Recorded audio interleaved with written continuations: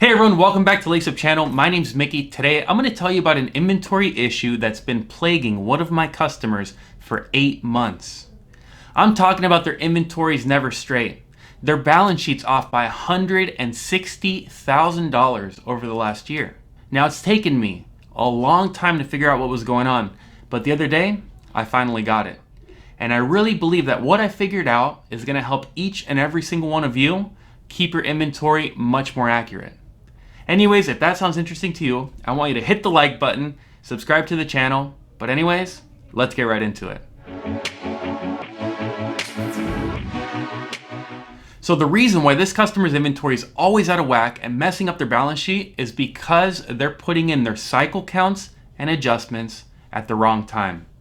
Now you might ask me, Mickey, what do you mean at the wrong time? I can go out and count my warehouse whenever and put the count into my accounting system. Yes, Johnny, you can do it whenever you want. The thing is, you have to do it in the exact sequence of your transactions as they occurred within your warehouse. Let me explain. Let's say, for example, you've got 80 bananas on hand. Somebody comes to your warehouse and they buy 40 bananas from you. That leaves you 40 bananas. Now you've got a paper invoice for 40 bananas and an accounting system inventory that still reads 80. You've yet to put that paper invoice into the accounting system to deduct from 80 to 40.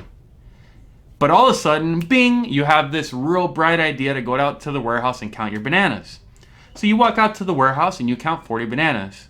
Hey, guess what? You're neither over nor short. So your inventory is perfect. So now, even though everything up until this point seems 100% perfect, here's where the error occurs. You take that adjustment to the back office. You give the back office personnel both the adjustment and the invoice. The back office personnel, they got both of the transactions. You know, they're doing a million things at once like everyone does in these small businesses. They're going crazy. And you know what they do? They put in the adjustment first and later the invoice.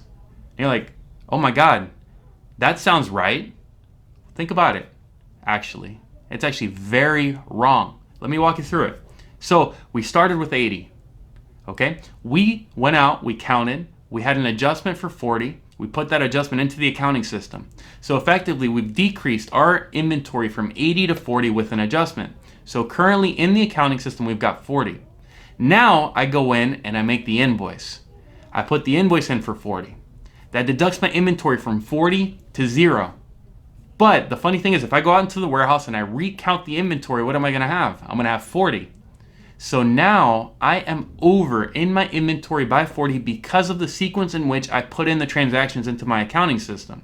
So for those of you that don't believe what I'm saying, try it. Try, right, maintaining the sequence of putting in your transactions correctly. Try putting in the transactions incorrectly. See the difference in your results. In this example I've given you, the result netted a difference of 40 bananas that just disappeared.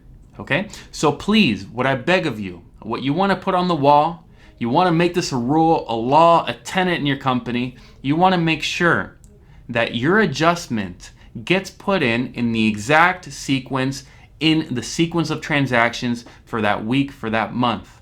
If it came before an invoice and a transfer, it has to be hand keyed before the invoice and the transfer.